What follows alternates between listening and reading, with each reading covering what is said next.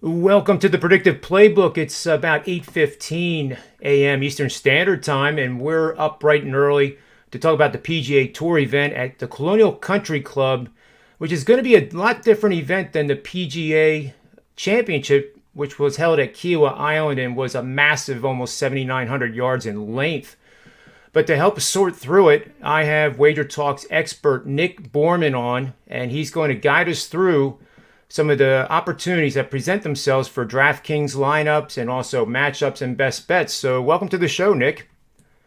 Thanks, John. I appreciate you having me. And wow, what an event last week. That was unbelievable. I mean, I can't believe I was waiting for that collapse from Phil. I didn't want it to happen, but I think we were all waiting for it, and certainly glad for golf in general that it didn't happen because, man, what a story.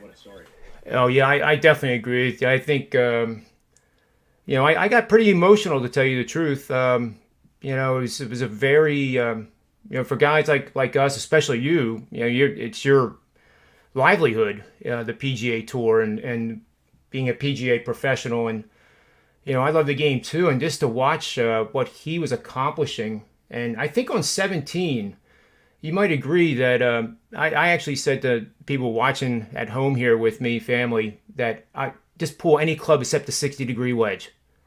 Just don't pull that. And he pulls it, and I'm like, just like take an 8 iron and just hack it out of there, away from the water. But what we saw him do is he did stab at it, and he was just trying to get it on the green and not get it close, as opposed to what happened at Wingfoot, which we all know and remember quite well.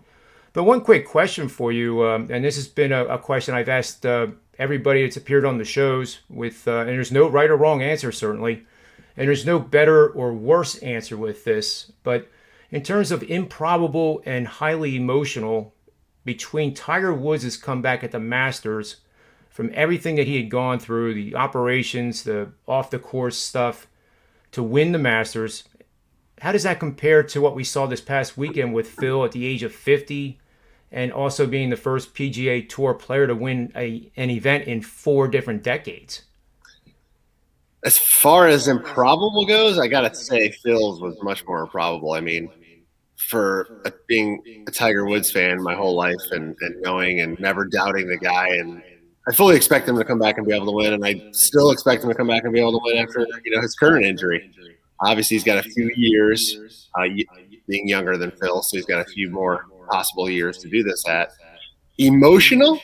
Probably give it to Phil, only because in his career, Tiger Woods was never, at least on camera, that emotional type of guy. So you got the joy and excitement out of him always, but you never saw that other softer side. I think you're seeing it more now in his later years. But Phil was definitely more emotional win for me. And then the more improbable win was Phil as well. The more expected win was Tiger. And I still think he can come back and do more. And now he's motivated to be the oldest major champion and beat Phil on this because he doesn't like to lose a lot of records to Phil, that's for sure. I thought the same thing when I saw the tweets congratulating Phil, that this was just more motivation for him to come back from the injury and reset the bar. Exactly. So it's pretty awesome. At the end of the round too on Sunday, that I thought it was just almost magical the way the crowd was just trying to get so close to Phil, and I didn't think it was chaotic. I think it surprised both golfers quite a bit, but then realized that it was more of it was Phil's army. I remember my dad always talking about Arnie's army and seeing clips of it and how the people would just be so enamored with him and want to, literally, like I said, get as close to him as possible. And I think that's what we saw on Sunday. And it just goes to show if you professional athletes treat their fans with genuine interest and really care about them, then you're going to be a loved professional athlete forever. And Phil certainly fits that mold, I think. But we're on to Colonial this week.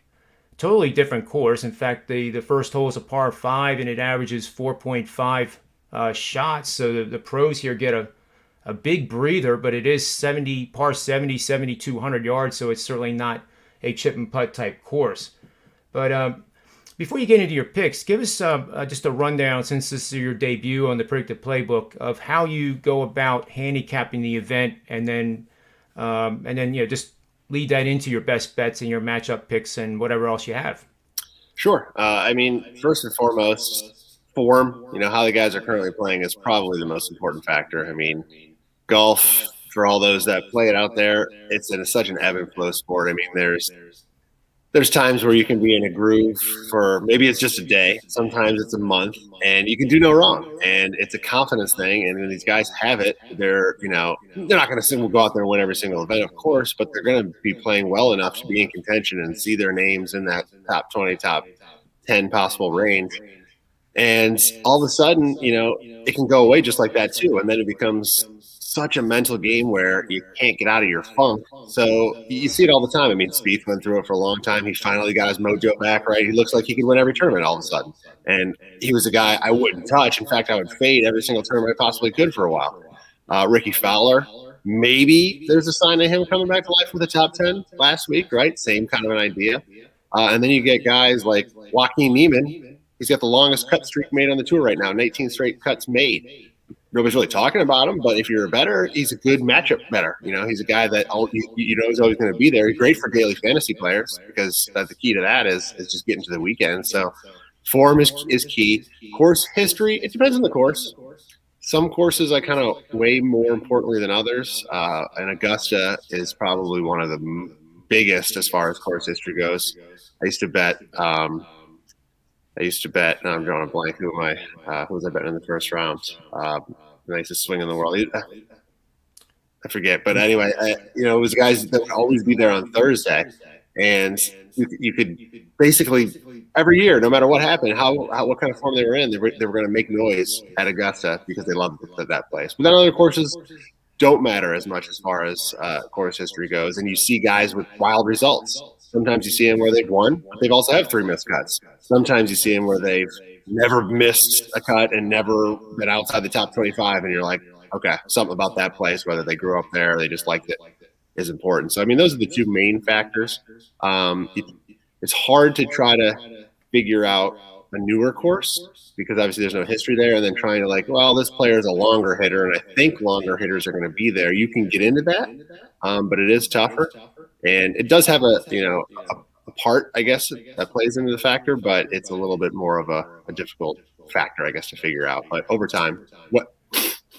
Yeah, and I guess it was a couple of weeks ago we had a new venue. It was at the Byron Nelson that was played at Craig Ranch. Yes, Craig Ranch, which I think Ryan Palmer was the course record holder and also a member. Yes, correct. And not a member, but the previous champion, Kang, was a member there, and even though he was the previous champion for that event, he was plus 350. So I guess he wasn't in too good of form, but he did make the cut. Yes, yeah. We talked about that. I remember. I think if I'm right here, Nick, and you can correct me if I'm not, the Masters is by far the longest continuous venue on the PGA Tour, and I think the Hogan's Alley here, the one this week, is second or third. Yeah, that sounds right. I know Augusta's number 1. I don't know where Colonial ranks, but it's definitely been around for a long time, so I wouldn't be surprised by that. Yeah, definitely, because obviously the guy behind me, Ben Hogan, this was his track. Mm-hmm. And it's, when you watch it on TV, for those that are listening, it's going to look a lot different than what you saw this past weekend. There's going to be no resemblance to Kiowa. It's going to be tree-lined, traditional, tight. So I would think, Nick, that driving accuracy, like you said, recent form is very important. I think getting the ball in the fairway would be maybe some of the guys that you might be targeting this week. Yeah, it is a much more important stat. If you look at past winners, guys that are positioning themselves for that approach shot are the guys that are winning this type of event. And it's supposed to be playing shorter this week because it's so hard and so firm that the advantage of a longer hitter kind of goes away too. So kind of understanding the course conditions any particular week could take away an advantage a guy normally would have. A long hitter's not going to be able to outdrive some of the shorter hitters here because the shorter hitter is going to get roll, and you can't bomb, straight away, like you said, because it's a little bit tighter and there's more dog legs and it's kind of more placement around the course. So length probably is not a huge factor. Well, it definitely isn't a huge factor for me this week. Yeah, I would agree. Texas courses can get extraordinarily fast. I played a couple down there in my lifetime, and it's almost fun because I'm on the other side of 50, motivated by Phil. But every once in a while, you can get one to go 200 yards and then run another 100, and you feel pretty strong about it. But it's gonna be one of those events. I think my guess is 14, 15, 16 under probably wins it. Yeah, if there's wind, it could be a little harder. It could play, in that 10, 11 range. But if there's no wind, I mean, you could get up there pushing 20. You're right. I mean, it could start to get low. It has in the past. So a lot of courses in Texas are designed kind of with the wind because wind's always a problem there. So this is one of those where you got to figure out the wind. If the wind's there, it's going to be tough. If it's not, these guys will light it up. Yeah. So who are the guys that are on your radar, and how would you recommend playing them? And if they are guys that you would recommend for a DFS lineup from Draft Kings, Sure. that would be great for me to know even. Well, daily fantasy and outrights, I mean, they're similar. Sometimes you want to sprinkle a little bit on one or two of the favorites, a couple of mid-rounders, and, of course, a long shot or two. Daily fantasy, of course, is just getting everybody to the weekend and trying to find the guys with the cheapest price tag to be able to do that. So I'll start at the top. I'm not a big guy as far as if you're going to be betting outrights to take guys really under 20-1. It's not a long-term winner. Not to say it's hard to fade any of them too. I mean, it's not like you're expecting Jordan Spieth to play poorly this week. He's got such a good history here. But at the same time, at 10-1, he's not a recommended good bet. But that being said, the two guys that are up in that 25 and under range that I would probably look at most this week would be Morikawa. First of all, it's just you go through this being an important placement in ball striking course. He's number one in so many of those categories. Strokes gained approach, number one in greens regulation, number one strokes gained tee to green, number 6 driving accuracy. His weakness is putting, so it's just he's got to have at least an average week putting, and he'll be in the mix. Finished pretty well last week. And then Answer is another guy. He's currently 21-1, so a little bit more of a price tag there, but he's number one on the tour over his last 5 starts in strokes gained, averaging plus 2.37 per round. He has yet to win on the tour, of course, but he's got a lot of good metrics. He's very accurate, number 2 on tour in driving and number 12 in greens and regulation. So another couple important stats this week that I'm looking at is just those type of accuracy plays. So those are 2 guys. If you're up at the top, that's what I'd look at. But yeah, go ahead. Answer's also coming off that unbelievable round on Sunday at Kiowa. What was he, 6 under? It was 7. So, you do that at Kiowa, you're in good form, no matter what anybody says. A lot of times, you're right. And a lot of times, guys that don't necessarily have a good week, he ended up having a decent finish, right? But he really wasn't there all week. But then he has that round on Sunday. That carries over to the following week. So it's a good play to look at Sunday scores, maybe towards the bottom of the cut board or the middle range that weren't really in contention, and look for the guy that was like, oh, wow, he got a shot 65 to end the tournament. Maybe it's going to carry over a little bit this week. So he's one of those for sure. Yeah. One other guy that I like this week, if you look at the past history of this tournament, more so than a lot of events, this is an age and experience type of a venue that has won here. I was reading on the PGA Tour website that the average age over the last 20 years of the winner is 36. Wow. Only one time has the first-time player or debutant, whatever you want to call it, won. That was Sergio Garcia 20 years ago. Other than that, the average is it's been 6 starts at this event before a player has won.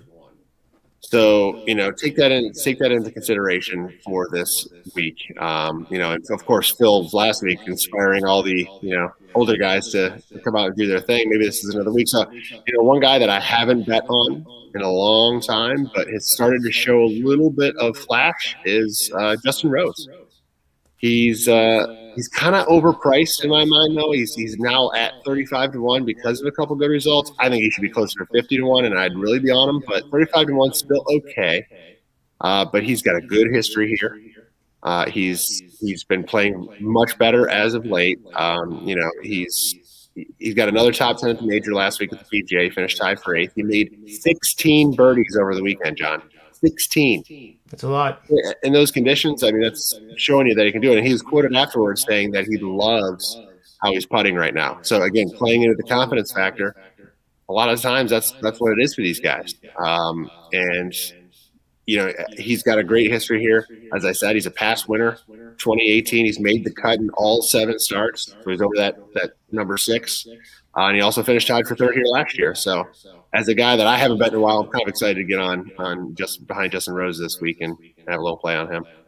Yeah, I didn't realize he had 16 over the weekend, and that make it even more outstanding is that Phil going into Sunday was leading the event with 17. And, he obviously had some birdies of his own on Sunday, but, Rose nearly, he must have been top 5 for the event with that number of birdies. So that's very impressive. Yeah, he ended up finishing in that big group at -1 that all finished early, and they were outside the top 20 when they finished, and they all finished tied for 8th. It's pretty remarkable. I have to admit, seeing Ricky's name all of a sudden pop up on the first page of the leaderboard, and he was T3 at that time, was just like, wow, this is a fairy tale I'm watching. This can't be true. Yeah, I was trying to write. I'm glad to see him back. Off TV. That's not right. That's a smudge. That's not right. So anybody else that is floating out there that you would call your third tier, which I guess in my language would be the sleepers? Siwoo Kim kind of fits that bill for me. He's 85-1 right now. He's already a winner this year at the American Express back in January. He did miss the cut last week at the PGA, but a lot of times, that's another angle you can attack. A brutal, grueling course doesn't often play well and carry over into the following week. It tires these guys out. And so he missed 2 days. He got extra 2 days of rest. Not a terrible thing. He had made 5 straight cuts prior to that with 2 top 12 finishes, including at the Masters and at the Players. So some pretty tough venues, pretty tough deep fields. So he shows he can play. Small greens this week. A lot of guys could be missing greens and needing short game, and he's got a good short game. He ranks number 24 on tour in strokes gained around the green. So he's a little bit of a sleeper for me, and I like him as a leaderboard type of a bet. He's 5-1 as a top 10. He's also a good look for matchups and guys that are also in that range around him. I think he'll have a decent week this week. Awesome. So I know you have to get going. Do you want to just quickly recap, or I can? You can tell me if I'm including everybody. I have guys on your radar for sure are Morikawa, and that would be a bet to win and also top 10, top 20? Yes. Okay. And then Abraham Answer was the obvious one. I think I'm big time agreeing on that. And then Justin Rose at 35-1. And top 10, top 20, and then Kim 85-1, and then 5-1 top 10, and I'm guessing he's probably 2-1 top 20. Exactly on the money. Yep, 2-1. Yep. And one last question for you with Ricky Fowler. Do we chase him now and put him in a DFS, or is he going to be too expensive? Most likely, I would like to see one more event, maybe 2 more events from him where he's consistent with it. A lot of times, an overreaction on the market you'll see immediately after a week like a tie for 8th finish, and it's been out of nowhere. He was a guy, even when he wasn't playing well, that was continually overpriced just because of the name. So I always avoided him, and at this point, I'm still going to. If he plays well again this week, you got to start looking at him. Good stuff. So that'll wrap up our show. Nick is actually going to be joining us at Manny's Pub today, which starts at 4:10 p.m. Eastern Standard Time. So he'll make an appearance anytime between 4:10 and 5 o'clock whenever he is able to drive over to the pub and stop in and see us. So, Nick, thank you very much for doing the show with us and the great information you provided. And that's about it. So for the Predictive Playbook, and on behalf of SportsMemo.com and WagerTalk.com and the Predictive Playbook, may all the wins be yours.